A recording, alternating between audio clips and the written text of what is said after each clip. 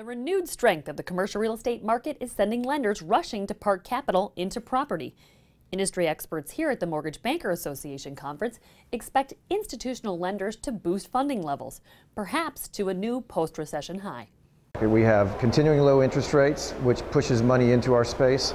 We have a really solid economic recovery that's going on now, and we have supply and demand in balance with respect to each of the product types and their individual markets. Experts say the increased liquidity available to borrowers today is due to lower vacancy rates, higher property incomes and values, low mortgage rates, and encouraging economic growth. So we're looking for growth in 2014, certainly, but not quite as fast as I'd say the consensus is right now. So for full year 2014, looking for about 2.5% GDP growth. That's going to be fast enough to continue the improvement we've seen in the job market. Benchmark Treasury yields have risen since the end of November. However, from a historical standpoint, remain relatively low.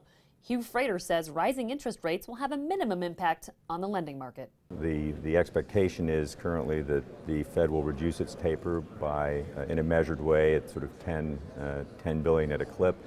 And if that's the case, and we have a modest economic recovery, which is what we have, and a lot of data is coming out right around now which would suggest that economic activity is moderating, if we have that, then almost by definition Treasury rates won't rise dramatically. I think the expectation that everybody has is that they will rise, but I don't think they'll rise dramatically, and that's obviously critical for the real estate market. The abundance of equity capital and a strong and growing debt market will create an attractive environment for acquisitions and financings throughout 2014. I think it has to mean good things for financing because a lot of that transactional volume will be driven by the better financing market, not just in the US but around the world generally.